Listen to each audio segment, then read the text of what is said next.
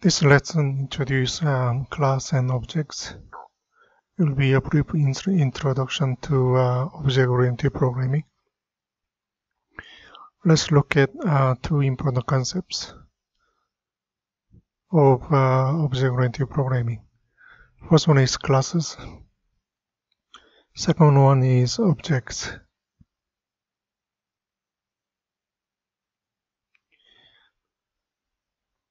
Let me begin with very simple objects, something you are already familiar with it. So if you look at shape here, we have lines and then ovals, rectangles, and different shapes. These are all software objects. So let's say a line, we have an oval, looks like a circle, and rectangle. These are software objects. And then minimize and maximize and close. Those are behaviors belongs to window object. So let's look at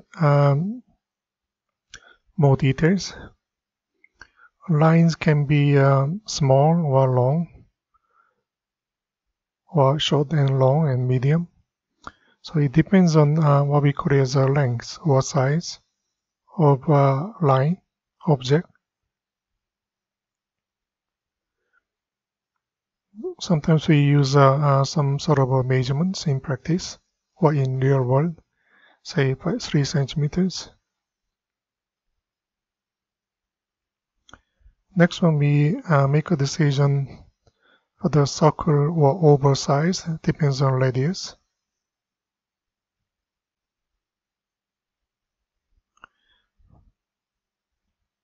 For example, 1 inch, or when you're dealing with the pizza applications, possibly a small, medium, large size, depends on radius.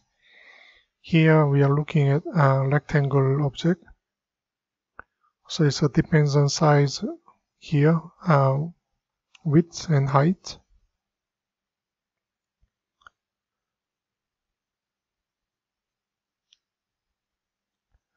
So all these things we representing as states of objects.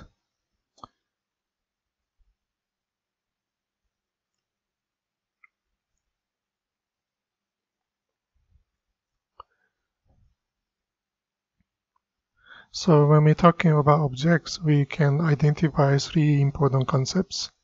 One is states. Next one will be behaviors and identity.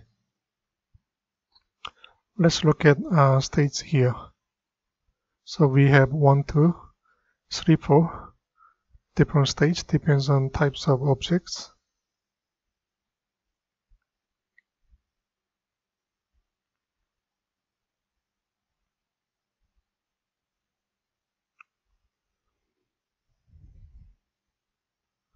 That is usually defined by data type.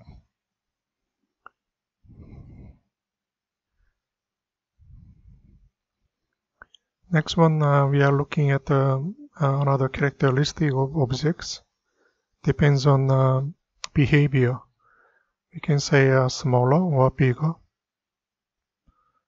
That may apply to any other objects, length or oval or rectangle. So behavior.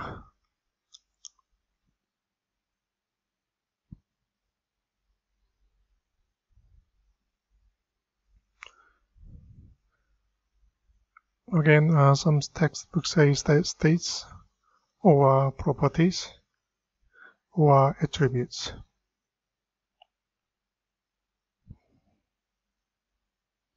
Basically same thing.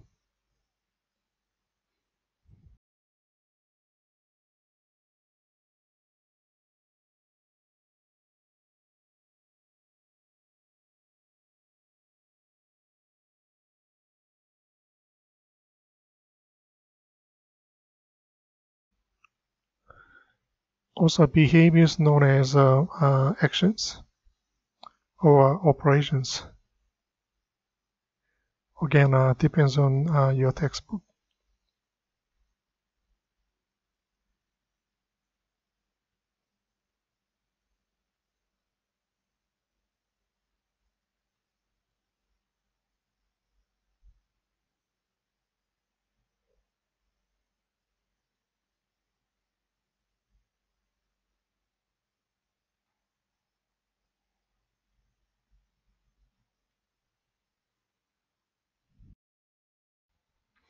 Let's look at the examples of objects. Say object state, then I will say behavior here.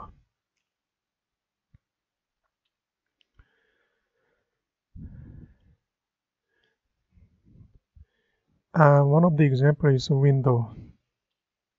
We have minimize and then restore and close. That's the behavior. Again, states, in this case, we can identify that window as an untitled paint. So we need a name of window. Then behavior, minimize, maximize, close, open, new, and so on.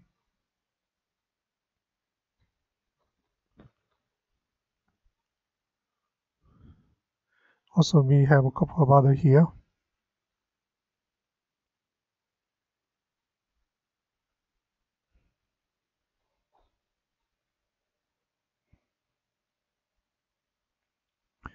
Let's look at another example. Let's say you have a lamp on your desk. State is on and off. Of course, behavior of that particular object is turn on, turn off.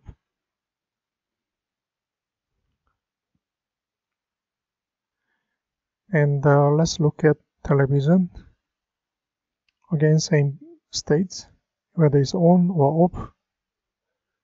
Behavior, well, again, we have a volume.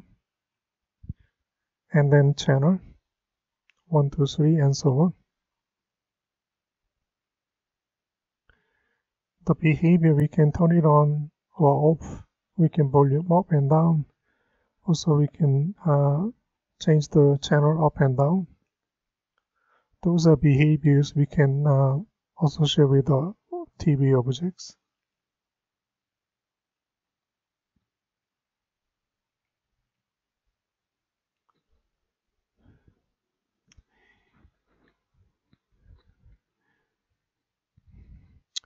Ideas are simple. Before you define your own classes, you should be able to identify at least two things, two important concepts, states, and then behaviors.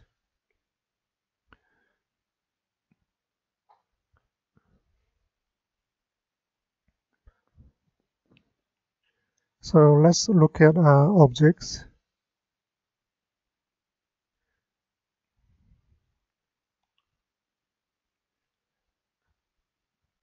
How the concepts related to objects can be defined in classes.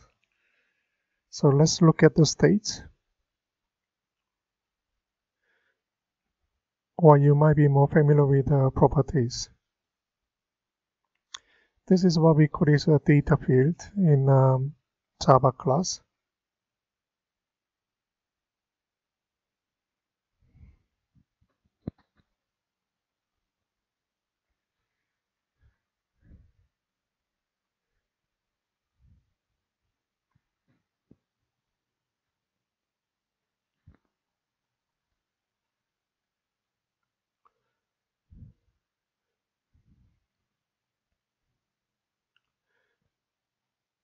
Again, next one is behaviors.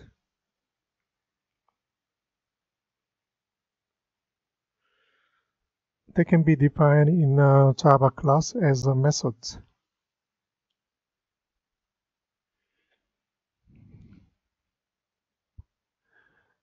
So I try to use the name called data field or data or methods instead of saying behavior from now on.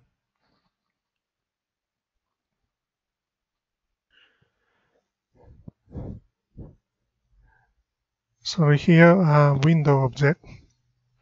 We can define states called name as a data field, and then behavior of windows we can define as a method. For example, if we have a string and name, that's a state. In Java methods, we may have let's say minimize window or maximize window, close open window.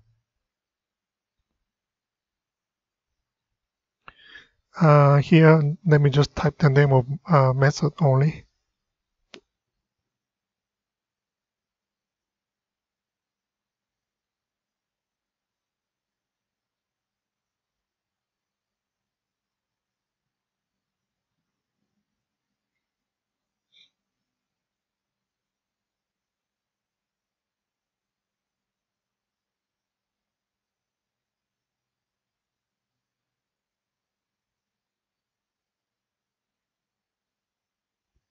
Next one, we have volume. That's initial value is 0. And then we can have methods that define behavior of TV objects. Volume of int new volume. We may have a different method called volume down.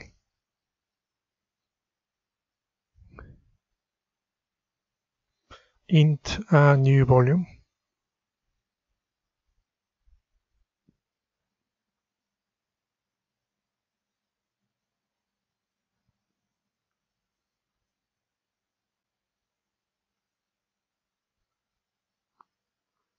So let me put the comments here saying that class is template or blueprints or contract for objects.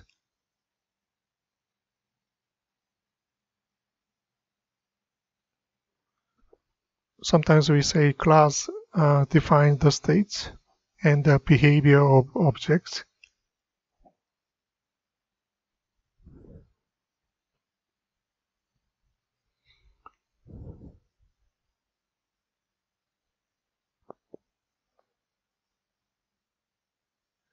And then when you're looking at objects, object is an instance of class, depends on template, blueprints,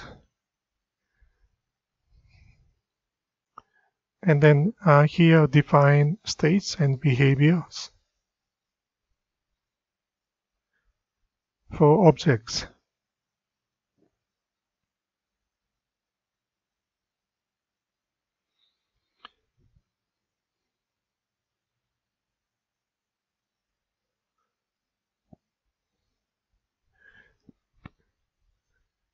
So window object, we have a class name called window. Again, it should be capitalized W because class names start with or begin with capitalized W or capitalized character, and the object name lowercase.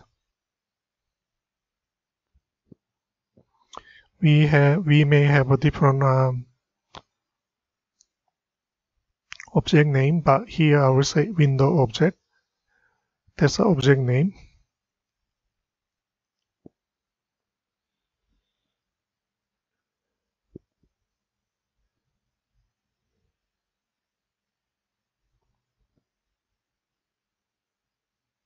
In our examples, we may have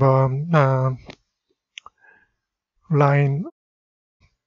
If you look at the picture right hand side, oval or rectangle classes. So according to my diagram, we have a line, oval, then rectangle classes.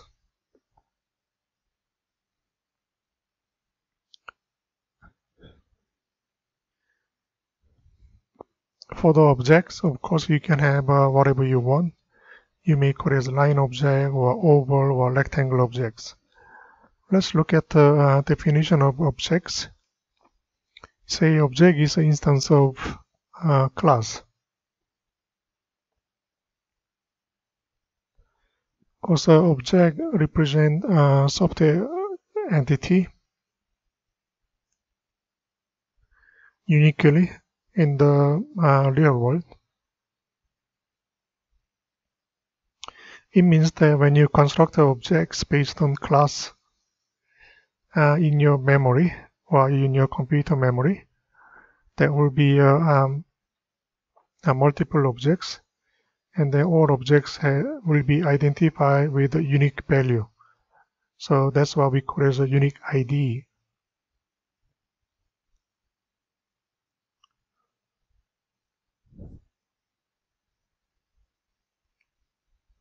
So in this case, look like this. You may have a rectangle, small and medium or large. We normally name it as an object reference variable, or just simply say we name it.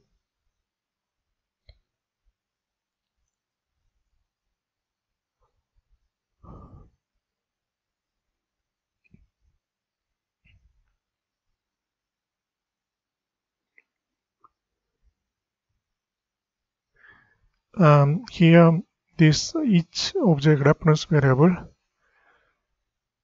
based on rectangle class will be located in memory with a different address. That's what I mean by software entity is uniquely represented in the real world.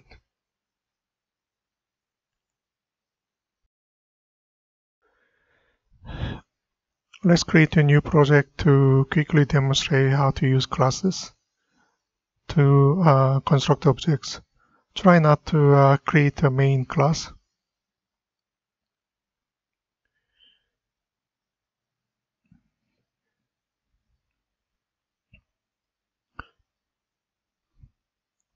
I'm going to use one of the examples. Let's look at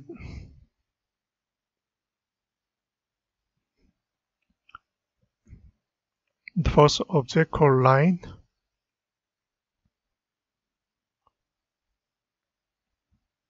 Instead of using oval or rectangle, so it's identical or it's exactly the same idea. So let me start with the first one.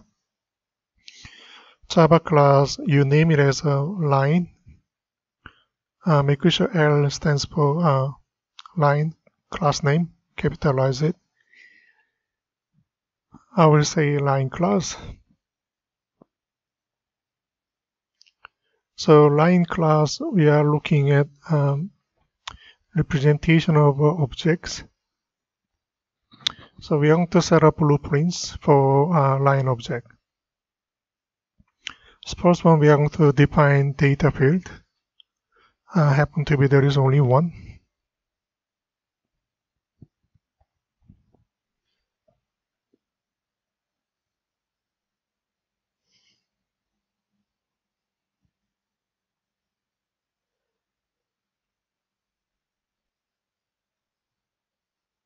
Again, data field define states of the line object.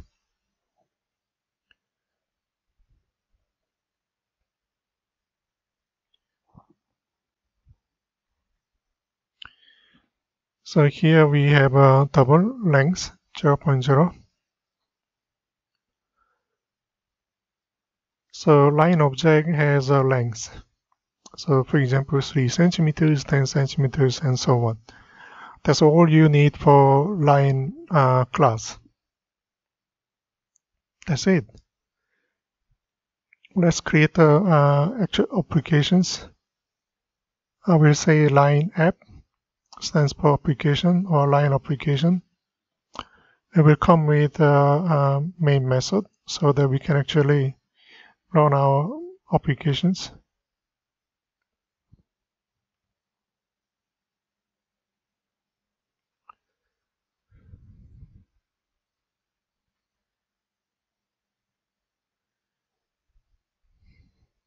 So we know that the class constructs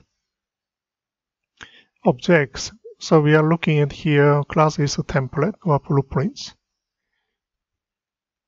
or object is an instance of class. So we are going to create an instance or object. It's actually same thing. People like to use the same name again and again. So how do you actually create an instance of the class? We use the class name, and then we use a new keywords or new operator with a class name. That's what we create as actually constructor, but we will cover that later on.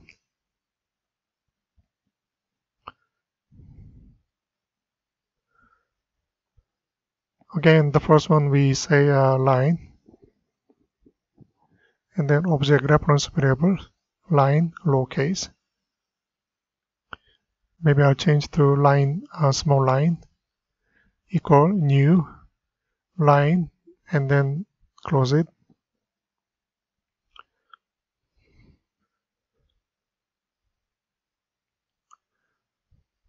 So using new operator with the name of the class called line and open and close brackets, that's what we call as actually constructor. I will cover it later on, don't worry. For now, we say that we have a small line object reference variable. We learn it.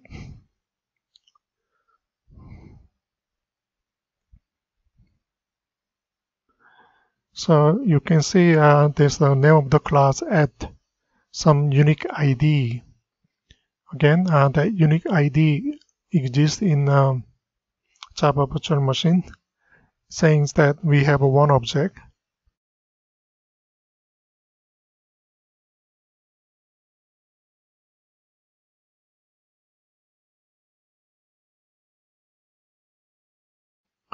So let me have one more.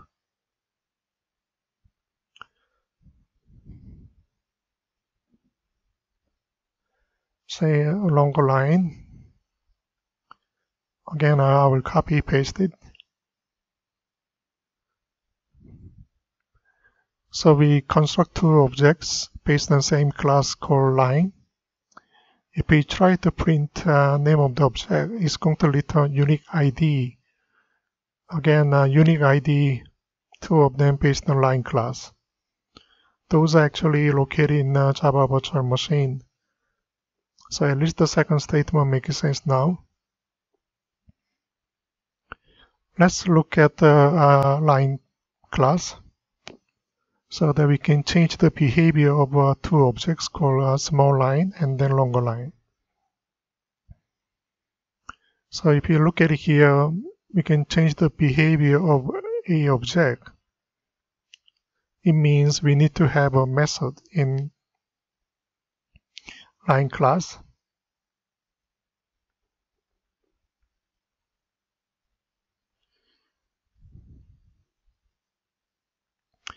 Again, actually implementation is as methods.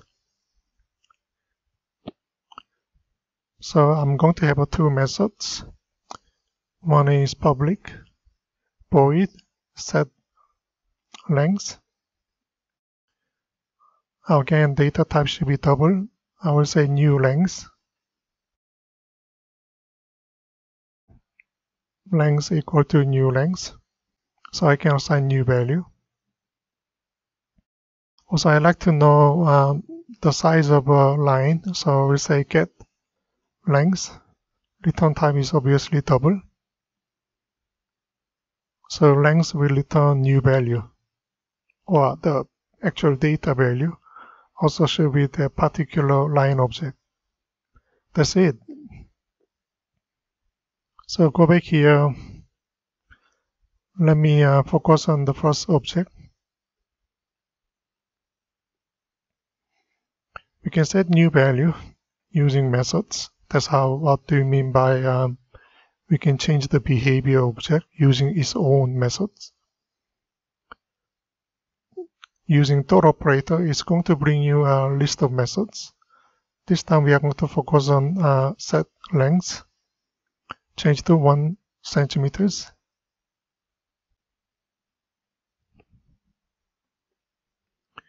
Then here we can use the dot operator after object reference variable, we will bring in up the method that associate with objects.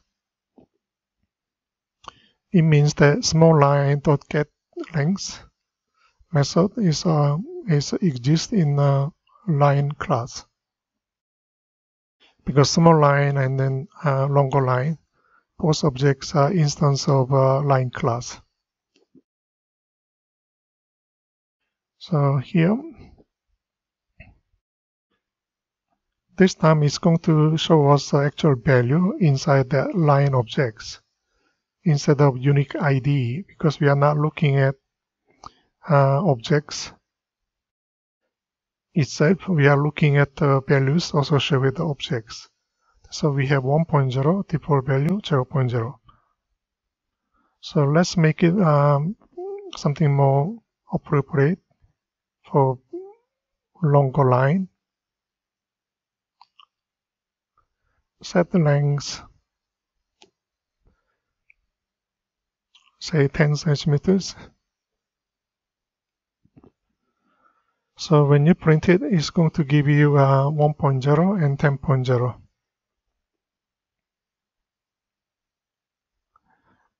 Okay, now that's the overview of class and then objects.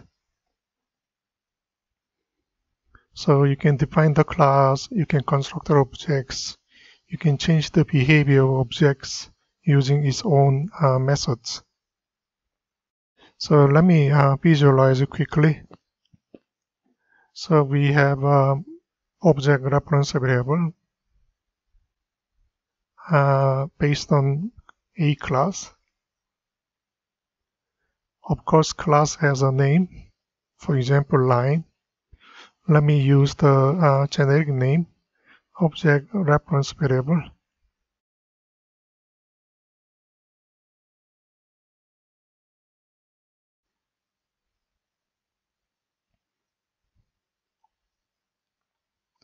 That's a class, or name of the class.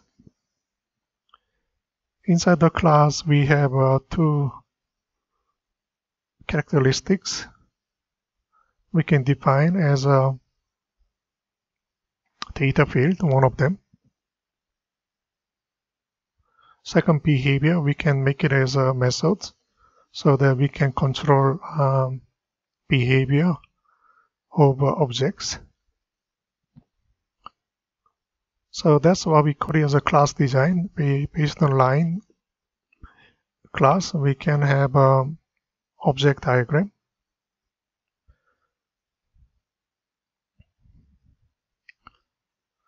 So I have a big rectangle outside my reference. So here, small line, that's the object reference variable.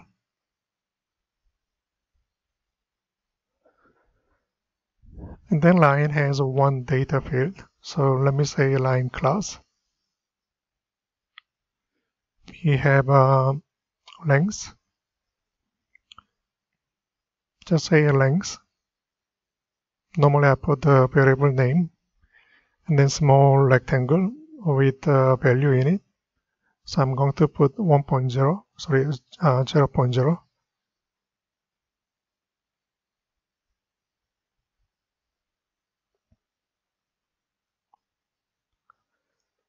And then in our example, we have two methods, set the length and get the length.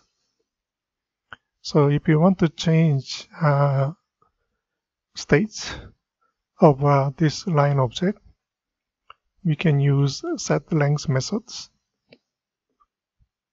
so that we can make it bigger or longer line. And if you want to print it out, of course you need to access actual value inside the objects. We can use a get the length method later on. So here I will say 1.0. So if you want to print it out actual value associated with the small line object, we can access through get length methods. Again, set the length, get length method should be defined in the line class. That will return 1.0. Okay, let me look at here. I will put one comment. Again, these are two methods, set and get length, to define behavior of line object. That's it. I think that's all overview of class and then objects. Thank you.